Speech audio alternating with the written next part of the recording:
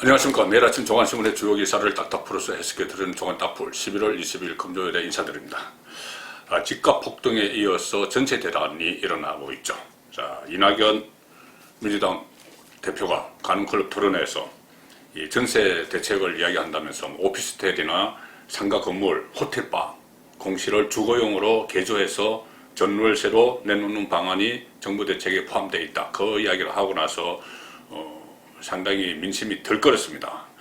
일반 국민들은 평생 닭장 같은 데서 개붕개, 조국이 이야기한 거죠. 개구리, 붕어, 가재처럼 살라는 이야기냐. 그리고 이 호텔이나 이런 것은 상가 지역인데 그 상가 지역에서 우리 아이들을 키우라는 이야기냐. 이런 민심이 덜끓었는데 그 내용이 담긴 대책을 정부가 그대로 발표를 했습니다. 어제 정부가 대책을 발표를 했는데 현실에서 완전히 동떨어졌죠. 자, 한겨레 신문 보시면은 2년간 11만 가구 공실 끌어모은 전체난 불거기. 자, 공실을 막 끌어모아서 호텔, 상가, 오피스텔 끌어모아서 전체난을 불거겠다. 이렇게 한겨레 신문은 좀 드라이하게 이야기를 했습니다. 정부 전월세 주거안전 대책 발표, 다세대 오피스텔 등 물량 총동원 이런 식으로 했지만 국민일보는 이렇게 표현을 합니다. 일면에서 국민은 아파트 찾는데 빌라 다세대 제공 공급하겠다. 윽박자를 내고 있다. 국민 아파트 전세는 아니죠. 현실을 정말 모르는 것인지 다른 실력이 없는 것인지 정권이 이런 식의 대책을 막 내놓으니 조간 일면 톱에서 다 비판하고 있습니다. 중앙일보는 네가 가라 하와이입니다. 그런 데서 전세 살고 싶으면 당신들이나 살아봐라. 자, 중앙일보 일면 톱이 상가 전세방, 그러니까 주거용으로 개조한 상가 전세방, 장관님은 살고 싶나요? 이렇게 직격탄을 날렸습니다. 홍남기 경제부총리냐, 김현미 국토교통부 장관, 이낙연 민주당 대표, 당신들 같으면 그게 살고 싶습니까? 전세난 핵심인 아파트는 빠졌습니다. 그래서 한계가 있고 혹시나 했는데 역시나 대책이다. 그리고 이 대책을 요약하면은 대책 없습니다. 특히 호텔, 상가, 오피스텔을 주택으로 개조해서 오피스텔이 아니고 오피스를 주택으로 개조해서 활용하는 방안은 조롱거리가 됐는데 우라통만 키운 대책이란 지적이 나온다. 자, 이렇게 일면 톱 거의 다 조간신문은 이 문제를 다뤘습니다. 그런데 정권이 국민 우라통을 키우는 일은 또 있죠. 지금 하루 이틀도 아니고 좀 몇 달째 계속되고 있습니다. 윤석열과 추미애와 윤석열의 갈등, 충돌, 국민들이 짜증이 나고 우라통이 날 지경인데 인사권자인 문재인 대통령은 완전히 뒤로 숨어서 아무 소리도 안 하고 있는데, 그러니 추미애 법무부 장관이 윤석열은 천행에 쳐내야 되는데 인사권자가 말도 없고 지침도 없고 하니까 별다른 법무부 장관이 갖고 있는 수단이 물론 인사권, 감찰권, 수사 지휘권 다 있지만은 완전히 그냥 밀어내기는 본인 인사권자는 아니기 때문에 제약이 있죠. 그렇기 때문에 여러 가지 수단을 막 동원하는데 정말 유치합니다. 유치한 수단들이 지금 국민들이 볼 때는 정말 우라통 터지는 그런 수단들을 가지고 윤석열을 찍어내려고 하고 있는 것이죠. 어제 법무부 감찰관실이 사상 유례 없이 검찰총장을 직접 대면 조사하겠다고 그전에 평검사 2명이 가서 공문을 전달하고 그런 일도 있었죠. 망신주기. 직접 대면 감찰하겠다고 했는데 어제 전격 취소를 했죠. 전격 취소를 했는데 그 취소한 그것도 결국은 윤석열 철회기를 위한 수순밟기다. 어제 저도 혼술해서 그런 말씀을 드렸습니다. 자, 축출 시나리오다. 이 분석이 나오고 있습니다. 동아일보 오면 보시면은 일단 법무부는 감찰 성역 없다. 감찰하는데 성역이 없다. 검찰총장도 할 수 있다. 이렇게 이야기하는데 검찰에서는 응하지 않는다. 그 프레임을 씌워서 윤석열 징계를 하는 명분을 쌓기다. 자, 이런 분석을 내놨습니다. 대검 연구관실에서 감찰에 응할 수 없다는 정당하지 않기 때문에 그런 입장을 내놨고, 또 비서관실에서도 윤석열의 비서실에서도 그런 입장이었죠. 그래서 법무부는 총장 비서관에게 조사를 타진을 했는데 일단 안 한다고 하더라. 응할 수 없다고 하더라. 그래서 안 했다. 그런데 검찰 일각에서는 그래도 온다고 일방 통보를 하더니 노쇼를 했다. 그리고 조사 일정 통보 놓고는 법무부도 내용도 있고 여러 가지 이 상황이 복잡한데 여기에 대해서 지금 동아일보는 그냥 징계 명분 쌓기 이렇게 했죠. 그런데 경향신문은 구체적으로 윤석열 직무 정지를 노리는 것이다. 이렇게 분석을 했고 서울신문은 아예 해임 수순이다. 검찰총장 해임 수순이다. 그렇게 분석을 하고 있습니다. 경향신문 일면 톱 보시면 육면 기사입니다. 윤석열 법무부 대면 감찰 거부했는데 그것이 윤석열의 직무 정지 구실될까? 구실이 될 가능성이 상당히 높습니다. 지금 수순을 착착 밟아가는 법무부 장관으로서 할 수 있는 인사권자가 침묵을 하고 있기 때문에 어쩔 수 없이 법무부 장관에 나선 그런 측면도 저는 있다고 봅니다. 자, 검사징계법을 보면은 법무부 장관은 징계가 확정되지 않더라도 검사에 대해서 검찰총장도 검사죠. 징계가 확정되지 않더라도 징계 혐의자에게 직무집행 정지를 명령할 수 있다. 직무집행 정지. 그러니 검찰총장 같으면은 수사지휘권을 통째로 박탈해버리는 것이죠. 지금 살아있는 권력 수사를 재개한 월성 원전 1호기 조기 폐쇄 과정의 경제성 조작 문제, 증거인멸 문제, 이런 수사, 대전지검에서 하는 그 수사도 검찰총장이 지휘하지 못하도록 아예 통째로 수사지휘권을 박탈해버리는 겁니다. 이번에는.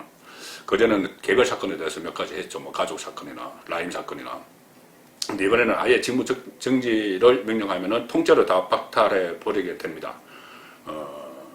또 윤 총장이 물론 불복하면 행정소송도 제기를 할 수 있는데, 자, 거기서 끝나지 않고 서울신문은 해임 건의 가능성. 일단 한번 몰랐었지만 어제 대면 감찰은 취소했죠. 그런데 윤 대면 조사 계속 불응할 땐 해임 건의를 할 가능성이 있다. 예, 이것을 명분으로 해임 건의. 그러면은 해임 건의 하면은 지금 입국 다물고 있는 문재인 대통령도 정치적 계산을 하겠죠. 정치적 계산해서 할 텐데, 일단 추미애 장관이 강제성을 일단 지우고 명분 챙겨서 주도권을 확보했다. 이렇게 해석을 합니다. 법무부가 재차 대면 조사를 강행을 하고 여기에 대해서 윤석열 총장이 또 불응을 하게 되면은 그때는 추미애 장관이 후속 조치에 들어갈 가능성이 있는데, 법무부 훈령 같은 것을 보면은 추미애 장관이 일단 감찰을 하고 징계위원회 해부하고 해임 건의 수순을 밟으려는 것 아니냐, 이런 관측이 나온다는 겁니다. 자, 그래서 해임 건의를 하면은 문재인 대통령이 임기제이기 때문에 뭐 어쩔 수 없다 이런 이야기도 있지만은 실제로 또 임명권자이기 때문에 제가 문재인 정부 들어서 법 같은 것을 자의적으로 해석을 하죠. 그렇기 때문에 할 수도 있을 것 같습니다. 해임까지도.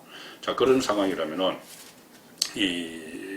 윤석열 총장도 일단 위기를 느낄 수밖에 없는데, 위기를 느끼는 또 한 사람이 있습니다. 제2의 윤석열이라고 불리는 최재형 감사원장.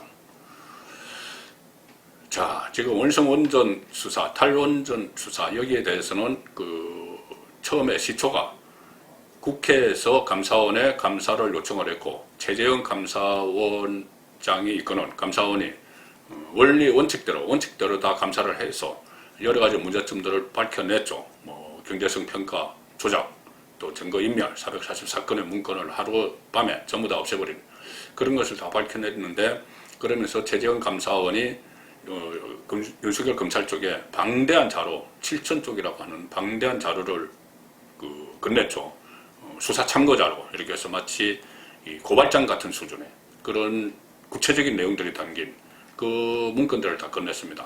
거기서 지금 윤석열 검찰이 다시 살아있는 권력 수사를 하죠. 이렇게 되니 정권 쪽에서는 살아있는 권력 수사뿐이 아니고 살아있는 권력 감사도 아예 원천 봉쇄해버리려는 그런 시도를 하고 있는 것 같습니다. 그러자면은 최재형을 찍어내야 되겠죠. 그러면 최재형을 어떻게 해야 되겠습니까? 법적으로 또 무슨 고소고발을 빌미해서 수사를 시작을 했습니다. 그런데 그 수사가 친문 검사의 대표격인 이성윤 서울중앙지검장이 이끄는 서울중앙지검에 배당이 됐습니다. 서울신문 구면을 보시면은 월선 원전 감사 때 직권 남용을 했다. 중앙지검이 최재형 수사에 착수했다. 자, 윤석열 감찰 같은 동시다발적으로 최재형 수사 감사원장을 수사를 하는데 윤석열의 입김이 거의 미치지 않는 서울중앙지검에 배당을 했습니다. 이 서울중앙지검이 어제 녹색당 또 경주환경운동연합 이런 곳에서 최재형 원장과 감사관들을 직권남용 혐의로 고발을 했는데 그 사건을 공공수사 일부에 배달을 했습니다. 이 고발한 사람들은 최재형 원장 등은 탈원전 정책을 공격할 목적으로 월성 1호기 폐쇄 결정이 부당했다는 결론을 내렸다. 이렇게 하면서 공격을 했는데 이 서울중앙지검 수사는 배당에 의해서 시작이 됐지만은 대전지검 수사, 그 원전 수사, 대전 그 경제성 조작 수사, 그 수사의 맞불 성격도 엿보인다. 이성윤 서울중앙지검장은 추미애 장관 첫 인사로 분류된다. 뿐만 아니라 문재인 대통령의 대학 후배고 아주 신임을 받는 인물이죠. 자, 조선일보도 이 기사를 다루는데 신면 하단 기사를 보시면 원전감사 최재형 원장 고발당한 사건이 이성윤의 서울중앙지검 공공수사부에 배당이 됐다. 이 내용이 왜 중요하냐면은 일반적으로 이 고발 사건은 형사부에 배당이 됩니다. 고발 사건을 주로 담당하는 형사부가 아니라 이 사건을 대공, 선거, 노동사건, 이런 시국사건이죠. 일종의 시국사건을 전담하는 인지부서, 그 고발에 의해서가 아니고 이 조사에 의해서, 사전 수사에 의해서, 정보에 의해서 인지해서 수사하는 인지부서인 공공수사 1부에 배당을 했습니다. 이렇게 되니까 검찰 주변에서는 월성 1호기 감사로 정권의 미운털이 박힌 최재형 원장에 대한 보복수사, 자, 이런 이야기가 지금 나오고 있습니다. 이 정권 차원에서도 지금 윤석열이나 최재형을 억지로 일방적으로 내치면은 역풍이 불 것을 다 알고 있죠. 더구나 윤석열은 지금 자기 유력한 대권 주자로 우뚝 서 있는, 자리를 잡고 있는 그런 입장이기 때문에 윤석열만 내치면은 역풍이 불어서 오히려 윤석열의 몸짓을 키워줄 수가 있습니다. 그렇기 때문에 제가 몇 차례 말씀드렸는데 아마 추미애와 동반태진 수순을 갈 것이다. 수순으로 갈 것이다. 그런 전망을 해드렸습니다. 자, 오늘 그 한국일보 일면톡을 보시면은 이낙연 민주당 대표가 추미애 거취를 문재인 대통령에게 건의했다는 기사를 일면톡으로 실었습니다. 이 민주당 같은 경우는 직접 민심 현장에서 있기 때문에 특히 내년 4월 서울시장이나 부산시장 보궐선거, 그 이후에 대통령 선거를 앞두고 민심에 상당히 민감할 수밖에 없습니다. 선거 결과는 본인들, 선거는 자기들이 치르고 자기들이 책임지기 때문에. 그래서 이낙연 민주당 대표가 아마 추미애 또 직가파동의 김현미 국토부 장관, 이 두 사람에 대해서 퇴진시켜야 된다는 의견을 전달한 것 같습니다. 일단 기사는 이렇습니다. 이낙연, 문 대통령의 김현미, 추미애 부정 여론 전달했다. 부정, 시중의 두 사람에 대한 부정적인 여론을 문재인에게 전달을 했다. 자, 이렇게 됐습니다. 이렇게 됐고 지난주 독대를 했는데 여러 가지 이야기를 하다가 뭐 김현미, 추미애 부정적인 여론을 전달해서 개각에 포함될 수도 있다. 개각 필요성을 우회적으로 건의한 것으로 전해진다. 이렇게 이야기했습니다. 여기에 대해서 이낙연 대표는 오늘 아침에 특정인 이름을 거론한 것이 아니다 이렇게 부인을 했습니다. 그렇지만 선거 앞두고 여론에 민감한 여당 입장에서는 충분히 동반태진을 추진할 수 있는 그런 상황이죠. 자, 이렇게 되면 그러면 이 윤석열 쳐내고 나서 축출하고 나서 최재형까지 하고 나서 앞으로 어떻게 꾸려나갈 것이냐, 이 사법기관 문제를, 검찰 기능을, 여기서 공수처가 등장을 합니다. 이 공수처를 연내에 발족시켜서 정권의 호위기구로 만들려는 구상을 하는 거 아니냐. 검찰을 무력화시키고 공수처를 이번 한두 달, 그 12월 말까지 발족시켜서 문재인 정권 마지막 임기 말에 랜덕에 대비하고 또 선거에도 대비하는 선택적으로 고위청 수사를 할 수가 있습니다. 그 공수처는. 그래서 여기에 지금 정권이 올인을 하는 그런 상황인데, 자, 중앙일보 일단 3면 보시면은 야당은 비토권 약속할 때는 언제고, 이 공수처장이 중요한데 공수처장을 선정할 때, 임명할 때 비토권을 줬었죠. 그런데 그것을 법을 바꿔서 민주당이 비토권을 없애버리려고 합니다. 그래서 야당은 비토권 약속할 때는 언제고 공수처 독재를 하고 있다. 자세하지 않겠다. 자, 이런 반응을 보이고 있습니다. 지금 장애투쟁 이야기까지 막 나오기 시작을 했습니다. 여기에 대해서 사활을 걸고 있는 것이죠. 양쪽 모두. 자, 세계일보는 정권 보위부라는 말을 씁니다. 야당의 그 입을 빌려서 여당 공수처법 합리적 개선하겠다. 이거 합리적 개선이 결국 야당 비토권 뺏겠다는 이야기죠. 그렇게 되니 야당에서는 우리 빼고 정권 보위부 만들려는 저희다. 이렇게 강하게 반발을 하고 있어서 이 문제가 또 얼마 남지 않은 정기국회를 다 파행시키고 블랙홀이 될 가능성이 지금 높아졌습니다. 자, 오늘은 마치면서 칼럼 하나를 소개해 드리겠습니다. 앞으로도 제가 아침 조간신문에 공감이 가는 칼럼, 여러분들께서도 공감을 하실 수 있다는 그 칼럼을 발견을 하면 하나씩 소개를 해 드리겠는데, 오늘 소개해 드릴 칼럼은 김형석 칼럼입니다. 김형석. 연세대 명예교수시죠.